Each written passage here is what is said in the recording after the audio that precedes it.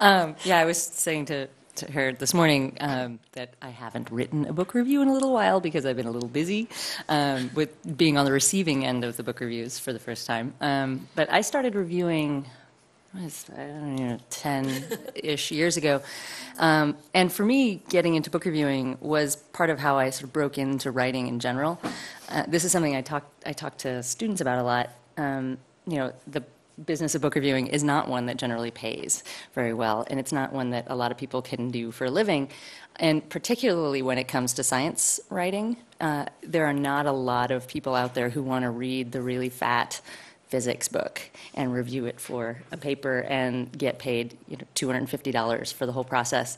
But it's an incredibly important thing to do sort of as a critic. It's important for the world of books. And for writers, it can be a really an important part of being a writer.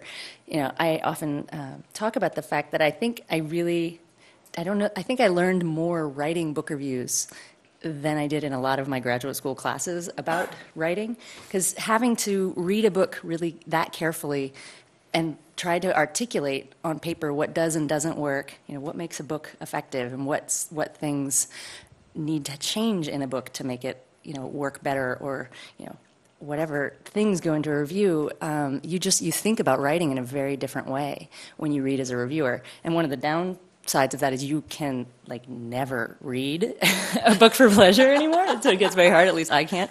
I have a very hard time turning off my reviewer. But it really, I think it taught me a lot about writing, and it also helped me break into the world of getting myself published. And I think part of that is because I had this specialization. I have a science background, and I write, nonfiction, and there aren't that many people who put those two things together and also do book reviews. So I was able to contact book review editors and say, hey, I'll read that big fat physics book and I'll actually know what I'm talking about when, when I can actually interpret some of the science of things, actually not so much with physics, but and having a specialty was really helpful in that. So I was able to start reviewing books and building my bio as a young writer to have, the New York Times and Boston Globe and Chicago Tribune and San Francisco Chronicle and... Keep going. That was it. Oh, Washington Post. Yeah, Washington Post. Sorry. But that was a little later. But yeah, so, and that's an important, that was incredibly valuable for me as a young writer, of sort of breaking into the professional world of writing.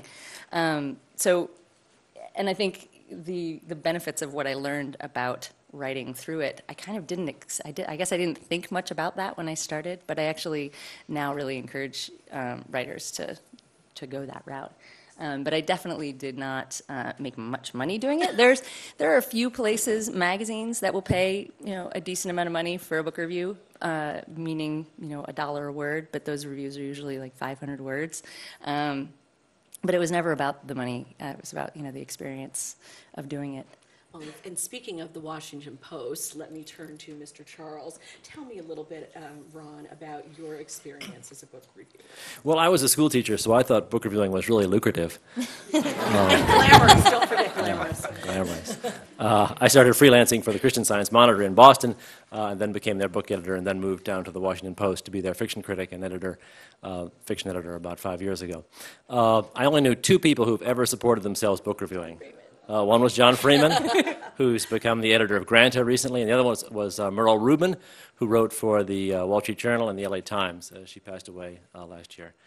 It's really hard. John would do 3 or 4 reviews a week. I don't know how he did it, but and he syndicated them. So. Yes, he syndicated them. But we pay $350 a review, $350. I've had people ask, is that $3.50?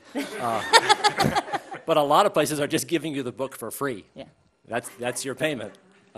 So that's tax-free, though. But no, there's no way now to support yourself as a critic, as a popular critic.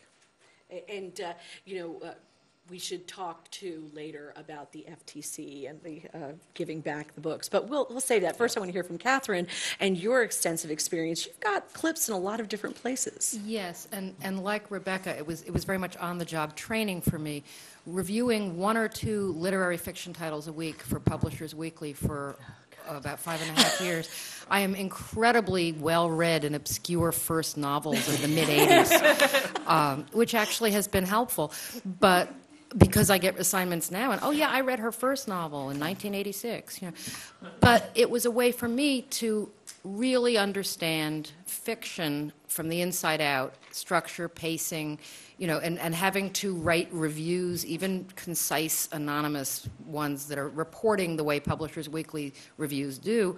It was an incredibly rigorous training in understanding something about how novels are made.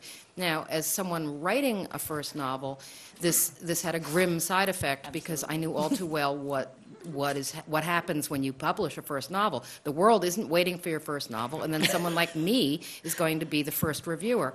And sometimes they say, you pay peanuts, you get monkeys. First reviews, still, I mean, those first reviews that books get, the trade reviews, they pay $35, $40, $45, maybe $50 for those reviews. And they are inexperienced people, or they're very experienced, bitter, hard-boiled people. You don't know who they are necessarily. What are they? I do think that as a published novelist now, with a fifth novel just out and, having received a lot of reviews, I think even before I published a first novel, as a fiction writer, I've always had a certain sympathy that I brought to my reviews of fiction, knowing that it's somebody's baby and that usually there is something you can say about it.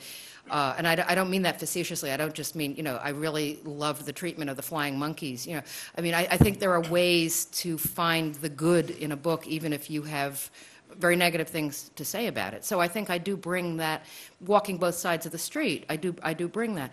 I'd like to say about those $1-a-word reviews, having reviewed for Vogue, it's 500 words that you have to write over and over and over again. And over. And each time the phone rings with an urgent revision that's going to keep you from a dinner party or your child's birthday, the rate kind of drops down lower and lower. But I have reviewed, I told Beth Ann when she asked me on this panel, I think I'm the lightweight here, but then I look back at my clips and I have reviewed over 40 times for the New York Times Book Review, and I have reviewed for the Washington Post and the LA Times and the San Jose Mercury News and the San Francisco Chronicle and the Chicago Trib and the London Review of Books, and in almost every case, those editors aren't there anymore, or the section is gone, or they no longer pay for original reviews. They buy them off the wire for $8. The landscape has changed tremendously since I began reviewing. Yeah. Very, very good point. And David, you've reviewed for many different places, and now you have a couple of semi-regular gigs. So tell us what that's like. Yes, I've been reviewing for about 10 years, I guess. The first few years was as an online reviewer. I had my own website. And then about 7 years ago, I started reviewing for print publications, exclusively newspapers, as a freelancer. I review primarily popular fiction. I review mostly genre fiction, mystery, thriller, suspense, stuff like that. I've written for most of the big newspapers at one time or another, including the Washington Post. Ron's been nice enough to give me some work. Boston Globe, USA Today, etc. And I do have a couple of regular gigs now, which is certainly easier than pitching yourself all the time. I write a monthly column for the Chicago Sun-Times, which I've been doing for about 6 years, I guess.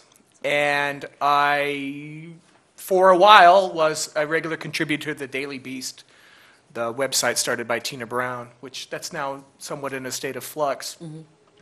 So it's a lot of fun book reviewing, and you better love it if you want to get into it, because as everybody's made clear, there isn't a lot of money in it. I think the least I've ever been paid for a actual pay, I mean, you're right, you can write as many reviews as you want for free. The least I've been paid is $50, and I think the most I was paid was $500, and that was by the New York Times, and nobody else pays that much. Typical pay for a book review, which is usually somewhere between 600 and 1,000 words, is around $150 to $200. So depending on how long it takes you to read a book and write a publishable review, you can figure out how much money you can make if you're lucky to get the work, which is the really depressing part of it, as Katharine has mentioned. In the 7 years I've been writing for newspapers, which isn't really that long, the contraction in the industry has been significant. Yeah.